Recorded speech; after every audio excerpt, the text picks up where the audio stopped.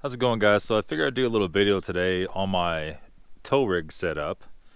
I've done some of these in the past. This one's going to be a little different. I'm going to show you exactly what I did to this 2002 Toyota Sequoia to make it tow worthy for over 7,000 pounds.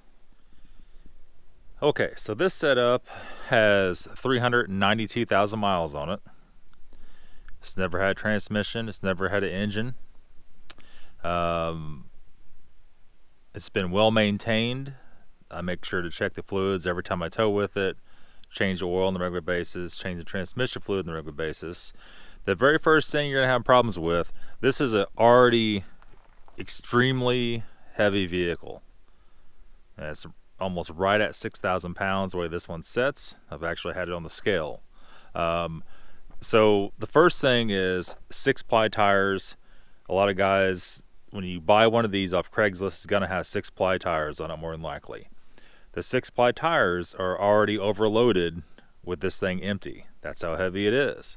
Here we have 10 plies. These are mud tires. These are a little bit softer than what you probably really truly want. I just got tired of turning around my yard and getting stuck with street tires on it. You could use Firestone, what's the 10 ply, the Destination, or stuff like that. Transforce 1 and 2. Those are probably the best for towing. There's many different tires out there. These are actually 33s. So this has a 3-inch lift. You can see the lift. It's just spacers right there. And we go over here in the rear. You can notice the rear is actually sitting higher than the front, and the front's lifted. Well, they actually have Firestone air ride on this thing. I'll show you that here in just a second. We have backup camera so you can see your hitch. We have a solid hitch with a 2-inch ball for pulling my 18-foot car hauler. We used the Walmart hitches before, the cheap ones, the 5,000 pound radius hitches. I've actually had one that was starting to twist on me. You could usually find a solid hitch almost anywhere. They are a little more money, but if it means life or death, which it probably will, you definitely get the solid one. And we rewired up for a 7-round. You're going to want a 7-round so you could use your trailer brakes. You will need a trailer brake controller, which I have. Let me hop underneath. Let's show you the airbags here. Okay, so these have coil springs in the back, and you can see up underneath there, maybe, there's a blue airbag in the middle of the coil spring. And that's a $100 kit. They come out over here. I have them run out like this, and it has 2 little air fittings. They have a Y connector with it. You don't want the Y connector to hook those together. When you corner, it's going to corner like crap. To do the 7-round trailer hitch, which is right here, go to eBay. You could actually buy the adapter that plugs into the existing harness that had the 4-round and comes out to a 7-round. That's the easiest way to do it. We have an extra ground wire here. I re-grounded through the trailer plug, not through the hitch of the trailer, because the LED lights on the trailer would flicker. And then we have our red wire, which is right here, which actually goes from the hitch all the way to the front, up to the car, to the brake controller.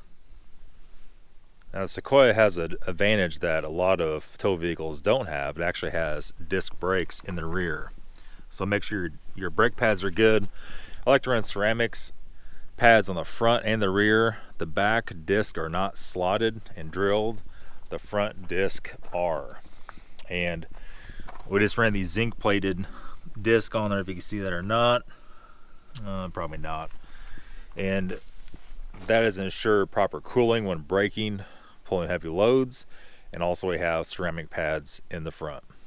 As far as lighting goes, we have replaced the lenses. These are bad about getting fogged up. Replaced both the front lenses. They were $25 a piece from eBay. They've been staying clear as more than a year ago. We have LED bulbs and reflectors.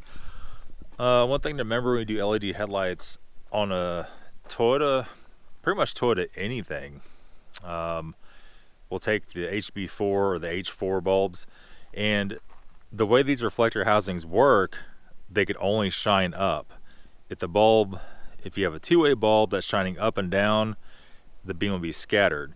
The problem is to find LED bulbs that only shine from one direction anymore is getting to be almost impossible.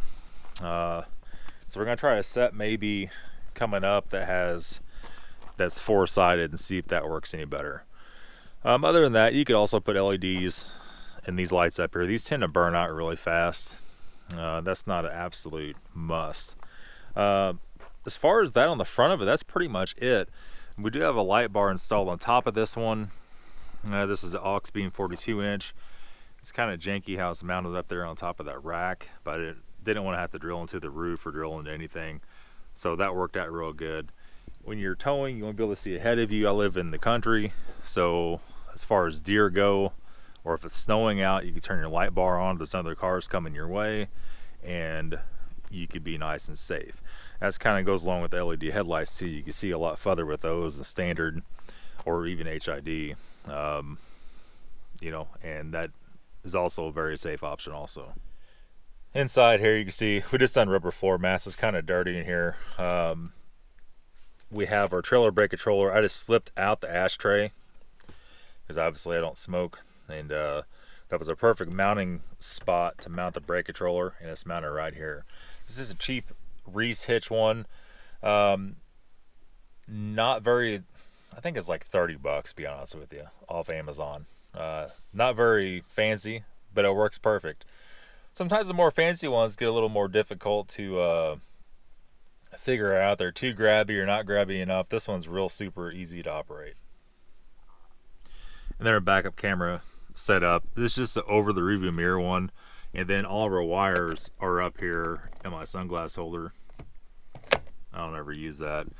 This one isn't, the backup camera is not too bad. It's kind of iffy at best. It was just a China one. It was like $30-some for the whole kit. Other than that, I would say E85 is my other towing mod. This Sequoia's run E85 for over 200,000 miles. Rarely does it ever get regular fuel. The towing power is a lot more with the 85. It will throw the check engine light on cold start. I keep a cheap scanner in the front console there most of the time. I could just push the button twice when I start it, reset the cold start light, then you're good to go. That's the way I run this thing. It does have a substantial amount of more power with that, and we have a cleanable air filter on it, so we clean that out and keep that nice and clean.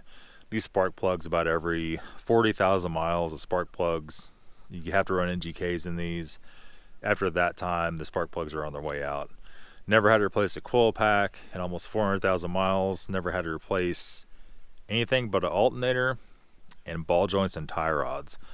The Sequoia, because it's heavy, same with the Tundra, they kind of eat up front end parts pretty quick. With these bigger tires on it, it'd probably be a little worse yet.